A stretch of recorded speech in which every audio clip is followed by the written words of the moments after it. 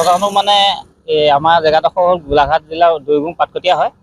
গোলাঘাটৰ ছাইডৰ পৰা স্কুটি আৰু ইজন আহি আছিলে আৰু এই গোলাঘাট ছাইডৰ পৰা মেজিকখন আহি আছিলে। তাৰপিছত আমি শব্দ শুনিলোঁ ধূপ পোৱা, ওলাই আহোঁ দেখোঁ এজন স্কুটি আহি পৰি আছে আৰু মেজিকখনে গৈ অলৰেডি গছজোপাত হেৰি আছে। তাৰপিছত যিজন মানে স্কুটি আহি তেওঁ মানে অলপ জখমেই হৈছে ভালকৈ, তেওঁ ভৰিখন ভাগিছে নেকি। তাৰপৰা তেওঁক আমি 108 ফোন কৰি পেলাই তেওঁক পঠিয়াই দিয়া হ'ল আৰু যিজন মেজিকৰ ড্ৰাইভাৰ আছিলে তেওঁ অলপ জখম হৈছে, মাথা ফাটিছে। তেওঁ নিজে মুগিচাৰিলৈ গৈছে নেকি? মানুহ মৰা নাই বৰ্তমান। মেজিকখনত কিয় মানুহ আছিলে? মেজিকখনৰ মানুহ দুজনহে আছিলে। কোনফালৰ পৰা আহি আছিলে? মেজিকখন আহি আছিলে আপোনাৰ বোকাখাট চাইডৰ পৰা।